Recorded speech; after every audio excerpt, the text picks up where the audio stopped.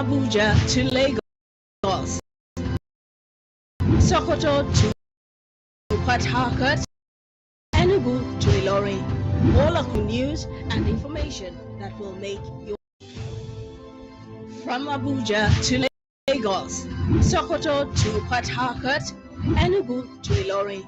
All across Nigeria, we bring you news and information that will your day. We are new. We are 24 News Radio TV.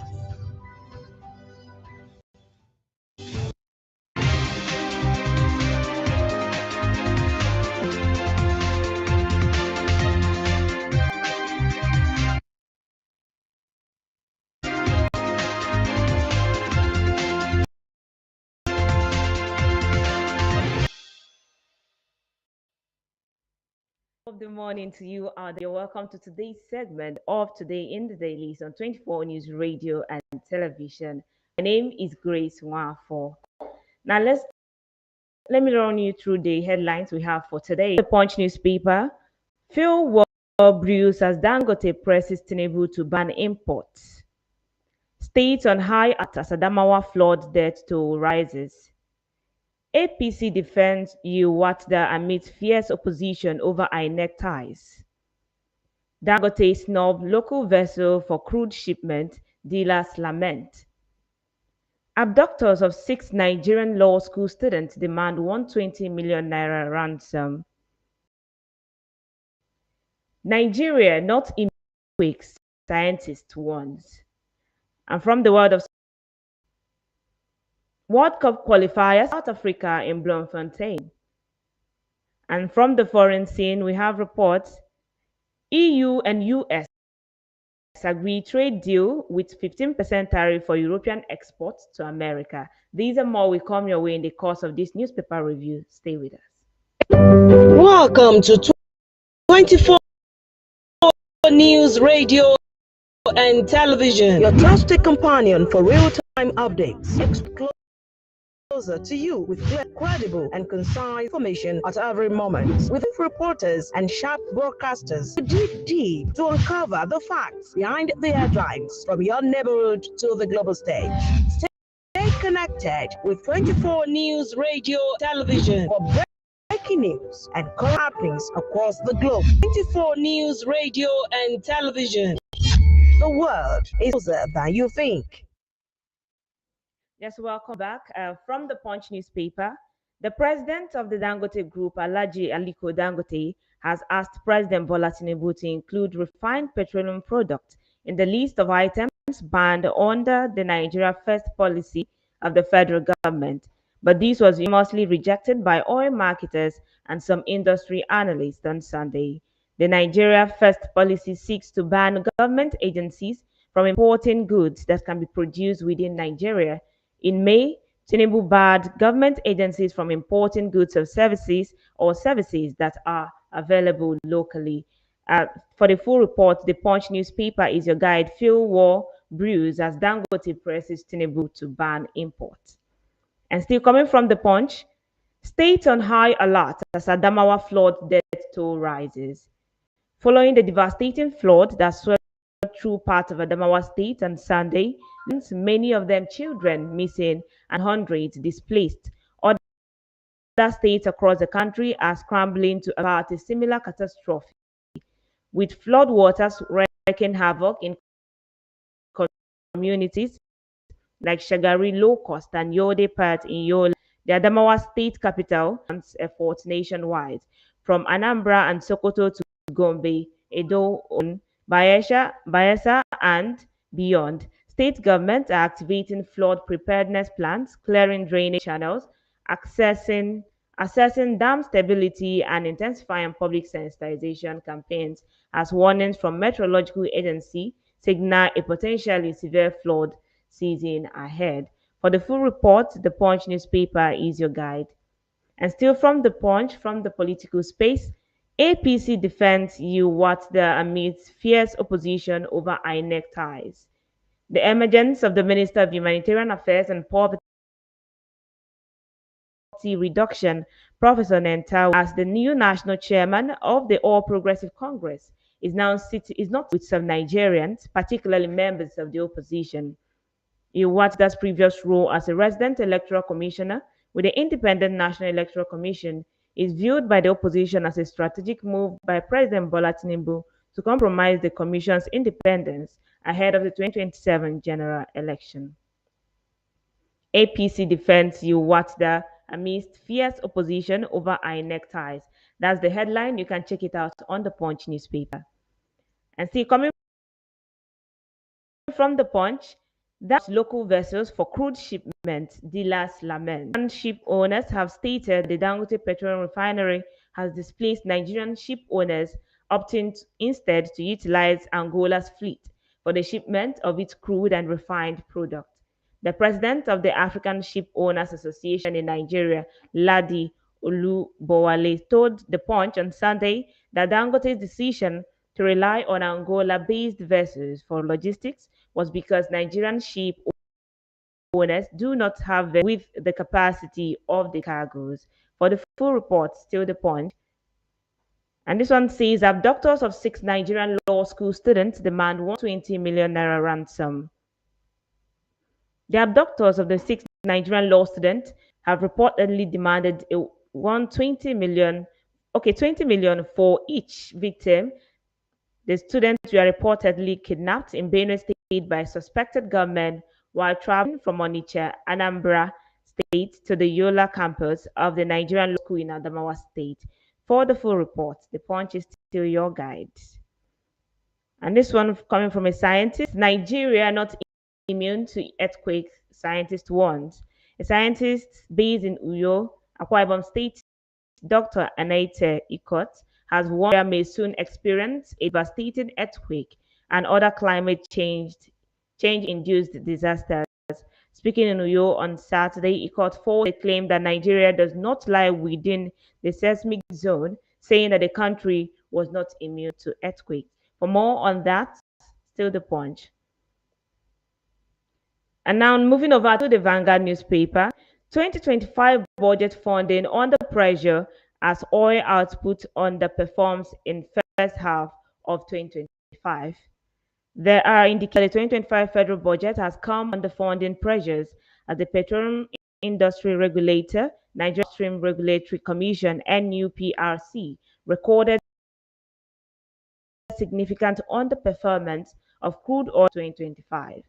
The budget said to be funded from oil revenue was benchmarked on 2.06 million barrel per day oil output and 75% barrel per barrel and an exchange rate of 1,500 per dollar.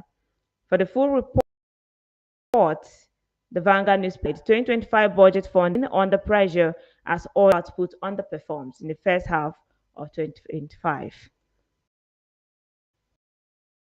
And from the political space, 2027 presidency fixated on zoning ADC. Ahead of the 2027 presidential ADC yesterday revealed it was not the issue of zoning. The party said rather focused on building a strong grassroots-based political structure across Nigeria. This came as the secretary of the coalition subcommittee on the feasibility of the registration of a new political party, Dr. Umar Ado, yesterday dismissed speculations that the coalition had abandoned its application for the registration of All Democratic Alliance (ADA). For the full report, the Vanguard newspaper is your guide.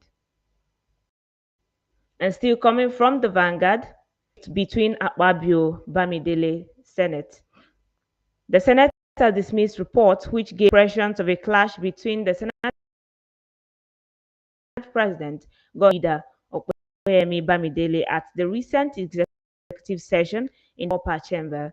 The chairman of the Senate Committee on Media and Public Affairs, Yemi Adaramodu, who made the clarification in a statement, described the claims as not only baseless but also misleading. That is still your guide.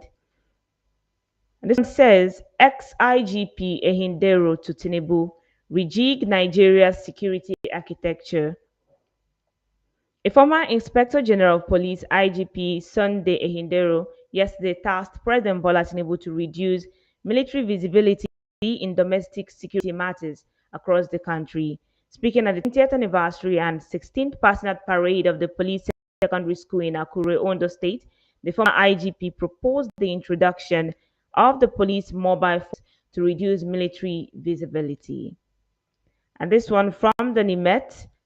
Nimet forecast rain, flash floods nationwide. The Nigerian Meteorological Agency Nimet has forecasted rainy and thundery weather conditions across the country from Monday to Wednesday, warning of possible flash floods in some areas. Nimet Weather Outlook, released on Sunday in Abuja, predicted thunderstorms with moderate rainfall on Monday morning over parts of Jigar, Zamfara, Kano, Bauchi, Kaduna, Yobe, and Katsina states in the northern region. For the full report, the Vanguard newspaper is your guide. Nimet forecasts rain, flash floods nationwide. Okay, we'll take a quick break, and when we return, we'll continue with other newspapers for the day. Welcome to 24 News Radio and Television, your trusted companion for real-time updates, expert analysis, and compelling conversations. We bring closer to credible and concise information and chapters deep to uncover the fact, the headlines from your neighborhood to the global stage. Stay connected with 24 News Radio Television for breaking news and current happenings across 24 News Radio and Television. The world is closer than you think. Yes, glad to know that you're still there. If you're just joining us, this is the day in the dailies. Today in the dailies on 24 News Radio and Television. Yes, over now to the Sun newspaper. Tariff control triggers fresh power sector crisis. This from the Sun. A fresh crisis is brewing in Nigeria's power sector as key operators lock horns over tariff control. Stakeholders warn that unless urgent measures are taken, the Electricity Act EA 2023, which devolves regulatory oversight to states for their intrastate electricity market, empowering them to create and regulate transactions, faces its first major test could run into serious setbacks if not carefully managed. For the full report, the Sun newspaper is your guide. Tariff control triggers fresh power sector crisis. Ex-PDP scribe Metu demands statutory provision on zoning, legal cap on defection. Former National Publicity Secretary of the People's Democratic Party (PDP), Olisa Metu, has called for an amendment of the 1999 Constitution to provide statutory demand for zoning of national elective offices to ensure political stability in the country. Metu also demanded an amendment of the nation's constitution to prohibit party defection by elected government officials during their term in office. How possible would that be? We don't know. Let's see what comes out of that particular issue. Ex-PDP scribe Metu demands statutory provision on zoning, legal cap on defection. For the full report, the Sun newspaper is your guide. Says CBN pumps $81 million into BDCs as FX demand heightens. The Central Bank of Nigeria (CBN) intervened in the foreign exchange market last week, selling approximately $81 million to authorized dealers as rising demand pressures continued to weigh on the naira. The domestic currency depreciated by 0.4% week on week to 1,538 naira as demand outpaced available supply despite the apex bank's support. For the full report, the Sun newspaper is your guide. And moving over to the foreign stories, Trump lands another big win with EU trade deals to dodge the Epstein saga. President Donald Trump claimed another win for his campaign to transform the global economy and American life, but he still can't escape intentions over his handling of the Jeffrey Epstein controversy. The United States clinched a framework deal with the European Union on Sunday that averted a damaging trade war.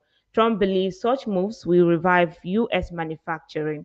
For the full report on that, the CNN is your guide. Yeah, BBC also has the same report. EU and US agree trade tariff for European exports to America. Cambodia PM calls for immediate ceasefire with Thailand hours before peace talks. The leaders of Cambodia are scheduled to hold peace talks in Malaysia shortly as a deadly border dispute carries on into its fifth day. Cambodian PN Hun Manet has called for an immediate ceasefire hours before the talks, while his Thai counterpart, Puntam, says Cambodia must show genuine intent to de-escalate. At least 33 people have been killed and thousands displaced since the fighting started on 24th July. And still coming, okay, that report is according to the BBC. So for the full report, the BBC is your guide. And this one coming from the Punch: 3 dead, several injured as train derails in Germany. 3 people were killed and several others injured when a regional passenger train derailed in a wooded area in southwestern Germany on Sunday. About 100 passengers were aboard the train when the accident occurred at around 6:10 p.m. near the town in Baden-Württemberg state. For the full report, the Punch newspaper is your guide: 3 dead, several injured as train derail in Germany. And heading over to the sports segment, the sports scene, Afrobasket, the Tigress aim to seal group with Mozambique win. Nigeria's senior women's basketball team, the Tigress, will look to build on their dominant opening performance when they take on Mozambique in their second Group B fixtures of the 2025 FIBA Women's Afrobasket Tournament in Abidjan today. The match at the Paliers Days Sports de Trècheville offers coach Rena Wakama's side a chance to seal qualifications to the quarterfinals with a game to spare. That is on the headline: Afrobasket, the Tiger aim to seal group with Mozambique win, according to the. So for the full report, Punch newspaper is your guide. World Cup qualifiers: Nigeria to face South Africa in Bloemfontein. World Football Governing Body FIFA has confirmed that South Africa's 2026 World Cup qualifier against Nigeria will be played at the Toyota Stadium in Bloemfontein on Tuesday, September 9, 2025. According to FIFA's head of qualifiers and international matches, Gordon Sevic, through the NFF, the match will kick off at 5 p.m. Nigerian time. And that is it on today in the dailies on 24 News Radio and Television. Do stay tuned for more programs to be coming your way, and also be having a live broadcast of the endorsement of President Bola Tinubu and Governor Biodun Oyebanji in the course of the day. So stay tuned for the live update. My name is Grace Nwafo. Have a lovely morning.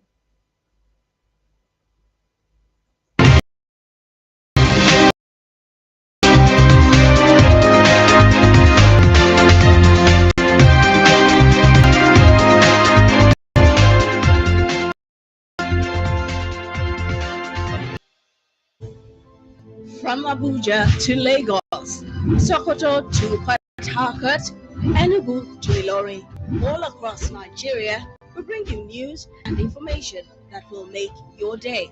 We are news. We are 24 News Radio TV.